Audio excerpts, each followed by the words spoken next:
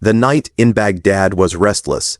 The city, already alive with its usual hum of traffic and street vendors, suddenly carried a different kind of energy, an energy that felt like it could topple the silence of the world beyond Iraq's borders. Television sets glowed in small cafes, radios crackled in the hands of taxi drivers, and families huddled together in their living rooms as the voice of the announcer repeated words many thought they would never live to hear. Asterisk, the revaluation of the Iraqi dinar is confirmed. Asterisk, it was not rumor, not speculation, not one of those whispered promises that people had grown tired of clinging to. It was an official statement, and the weight of those words struck like lightning in the hearts of the people. In the narrow alleyways of old Baghdad, young men who had been sitting on plastic chairs smoking hookah leapt up with their phones in hand, calling friends and relatives. Some shouted with joy, others stared blankly at their screens, as if the news had to sink in twice before it felt real. Old shopkeepers who had guarded their savings with suspicion, stuffing bundles of dinars into biscuit tins and under mattresses, now clutched their chests in awe. For years, holding on to the currency had been mocked by outsiders, dismissed as nothing more than foolish hope.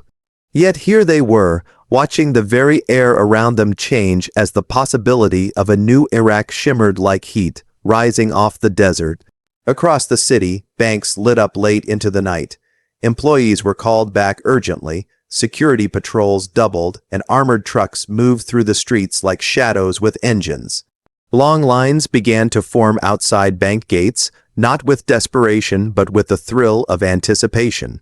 Fathers brought their children along, telling them to remember this night, the night Iraq reclaimed its dignity through its currency. Mothers whispered prayers of gratitude, pressing their hands over envelopes thick with banknotes. The word tomorrow suddenly had a new meaning. Tomorrow was not just another day of survival, it was a doorway to opportunity. Meanwhile, outside Iraq, the ripple traveled with alarming speed. Satellite news channels broadcast live footage of Baghdad's celebrations. In Dubai, traders froze as they watched tickers shift violently across their monitors. In Frankfurt, analysts adjusted forecasts that had seemed unshakable only a day earlier. And in New York, Wall Street phones rang endlessly as questions poured in. Was this real? How would it affect the dollar? What would happen to oil? For the Iraqi people, though, these questions mattered little in that moment. For them, the night was about vindication. For years, they had endured the humiliation of a currency dismissed on the global stage, where one could carry stacks of dinars and still struggle to buy a simple meal abroad. The currency had been a symbol of broken promises, of wars and sanctions and endless political turmoil. Now, for the first time in decades, it represented power, wealth, and the possibility of being seen differently by the world. In cafes along the Tigris River, conversations swelled louder than the music. A young man named Karim, who had once sold a small plot of land in exchange for dinars, sat trembling with tears in his eyes as his friends slapped his back in congratulations. An elderly woman named Salma told her grandchildren about the day Iraq's dinar was once strong, before wars and invasions. Tonight, her words no longer sounded like faded stories of a past glory. They echoed as a promise reborn. Journalists scrambled to capture the atmosphere. Cameras zoomed in on children waving bills in the air like flags, on jubilant crowds chanting under neon lights, on mosques where imams led prayers of thanksgiving. Yet in the midst of the celebration, there was also an undercurrent of disbelief. People kept asking one another, asterisk, is it true? Is it really happening? Asterisk, every confirmation brought more cheers, more tears, more embraces between strangers who felt bound together by a shared history and now a shared miracle. The sound of fireworks eventually filled the Baghdad sky, bright sparks showering over rooftops, as if the heavens themselves had chosen to join the celebration. Vendors sold sweets in the streets, children laughed, and men hugged one another with a joy too great to hide. Even the city's usually heavy air, thick with dust and exhaust, felt lighter, as if history had decided to lift its grip. And yet, beneath the joy, the question lingered: what would this mean tomorrow? Would the world accept Iraq's reemergence, or would new pressures and challenges follow? For now, those thoughts were pushed aside. For now, Baghdad danced under its glowing sky, united in a single heartbeat, celebrating not just a change in numbers or markets, but the reclaiming of hope. It was the night when the Iraqi dinar, once the symbol of loss, became the symbol of possibility. The night when the people believed again. The night when whispers of doubt turned into shouts of triumph. And as the world watched from afar, Baghdad reminded everyone that sometimes history does not arrive quietly. It erupts, it stuns, and it leaves the future trembling in its wake. As dawn spread across the Western world, the initial excitement in Iraq had already begun to morph into waves of shock and urgency far beyond its borders. In New York, Wall Street traders woke to glowing screens and flashing alerts. The financial terminals that usually offered predictable flows of stock market updates now pulsed with headlines that seemed unreal. Iraqi Dinar Revaluation confirmed markets brace. The words hung on every monitor, repeated on news tickers, echoed through trading floors where brokers scrambled like soldiers thrust unexpectedly into battle. Phones rang with the shrill persistence of alarm bells.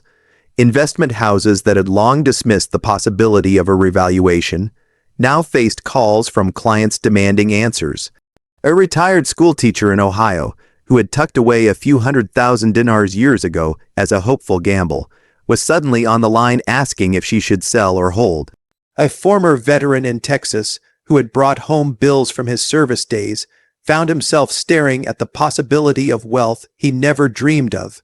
Ordinary stories collided with high finance in real time, and Wall Street could barely keep up. In London, the mood was just as chaotic. Analysts who had once laughed at the idea of a currency shift found themselves revising gold price targets on live television. Within hours of the announcement, the precious metal surged as investors rushed into safe havens, fearing instability.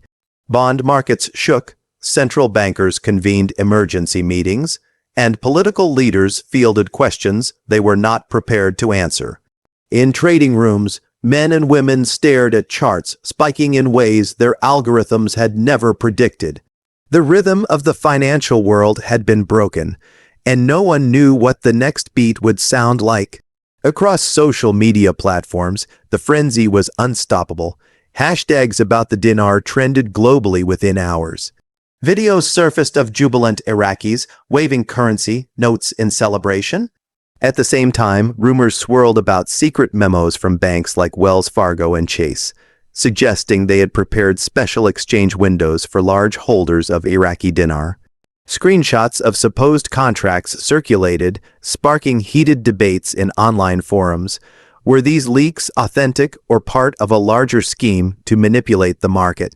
The line between truth and rumor blurred, but the excitement only grew. For small investors scattered across the world, the shift was deeply personal. People who had clung to their dinar notes through years of ridicule were now the subjects of envy. A man in Sydney who had nearly sold his holdings to pay rent died at his laptop calculating numbers that no longer felt real. A group of friends in Toronto, who once joked about becoming dinar millionaires, found their WhatsApp chat filled with disbelief, screenshots, and frantic plans to contact banks.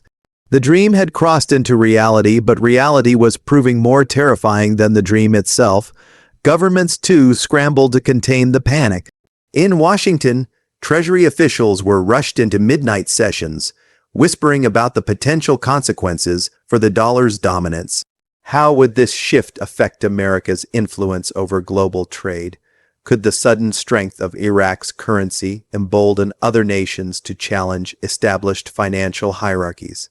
Across Europe, ministers gave careful press conferences assuring their citizens that stability would prevail even as their eyes betrayed concern. No one wanted to admit they had been caught off guard, yet the revaluation exposed how unprepared the world truly was. Amid this turbulence, voices of skepticism grew louder. Analysts warned of bubbles of speculative mania that could collapse as quickly as it began. Economists pointed to the dangers of sudden wealth shocks in fragile economies, predicting inflation and corruption. On talk shows, experts argued heatedly, Was this the beginning of a new financial order, or just a dramatic but temporary event? The uncertainty only fed the fire. For every skeptic, there were 100 hopefuls convinced they were witnessing history. Meanwhile, banks were at the epicenter of the storm. Executives at Chase and Wells Fargo, their names suddenly plastered across headlines, huddled in boardrooms with nervous energy. Some reports suggested that certain high-net worth clients had already been contacted with offers to lock in early exchange rates. Others claimed that queues had begun forming outside select branches even before official procedures were announced. The idea that small investors, once dismissed as dreamers, might suddenly walk into banks with life-changing wealth shook the corporate establishment to its core. The ripple spread even further into unexpected places. Real estate agents in Dubai and Istanbul reported inquiries from Iraqis looking to invest abroad. Currency exchange shops in border towns saw lines of cars snaking for miles. The air buzzed with a mix of greed, fear, and opportunity. The global financial machine, usually so orderly and guarded, now moved like a restless tide, unpredictable and unstoppable. For individuals watching the chaos unfold, it was overwhelming. Some felt elation as their faith was rewarded. Others felt paralyzed, unable to decide their next step. The world seemed to tilt slightly on its axis, leaving everyone unsteady. In just a few hours, the Iraqi dinar had gone from a curiosity to a disruptor, from a punchline to the headline that defined the dawn of a new era. And as the sun rose higher, spilling light over cities from New York to Tokyo, one truth settled uneasily across every corner of the globe. A single decision in Baghdad had forced the world to reckon with the possibility that the future of money was not as fixed as they once believed. The Iraqi dinar had risen, and with it came not just wealth, but a storm of questions that no nation, no bank, and no investor could afford to ignore. In Iraq, the morning after the announcement was unlike any other. The streets of Baghdad were alive with a strange blend of joy and tension, as if the air itself carried both celebration and the weight of something far larger than anyone could fully grasp. Families who had gone to bed in uncertainty woke to a new reality, one where their savings, once ridiculed and devalued, now held the power to change their lives. Mothers wept as they counted bills that suddenly felt like treasure. For years, they had endured hardship, rationing meals, patching old clothes, and telling their children that patience was the only wealth they could offer. Now, they spread out stacks of dinars on living room carpets, whispering prayers of thanks. Their children, too young to understand the history behind this moment, laughed and clapped as though their families had won a lottery.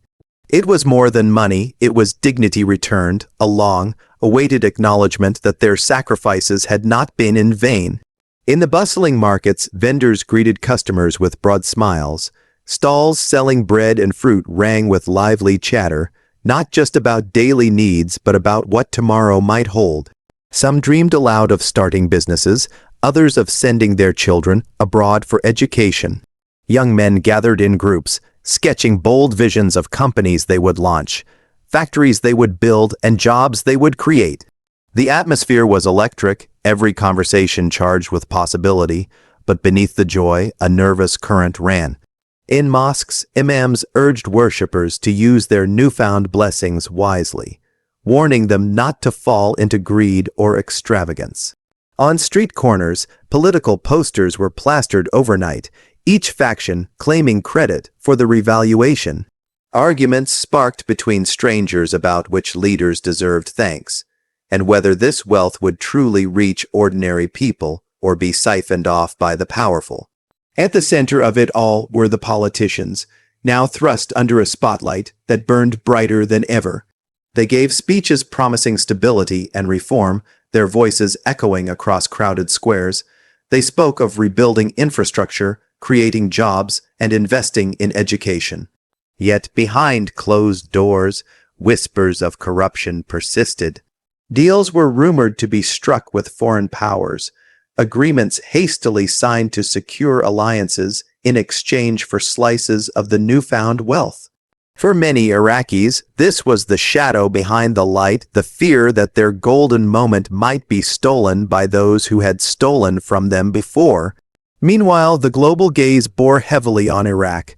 Delegations from neighboring countries arrived in Baghdad, smiling for cameras but negotiating fiercely behind closed doors. The world, it seemed, wanted a share of Iraq's reborn fortune. Oil contracts were revisited, trade agreements rewritten, and foreign investors crowded into hotels, ready to capitalize on the wave of change. For Iraqis, the sudden attention was both flattering and intimidating. After years of being ignored, their nation was now the center of financial gravity, but with that came pressure from every direction. Ordinary people felt this weight in their own ways. A teacher in Basra, who had spent her career scraping together chalk and supplies for her students, now found herself calculating whether she could afford to build a small school of her own. A farmer outside Mosul looked at his land differently, imagining machines and irrigation systems he could finally buy.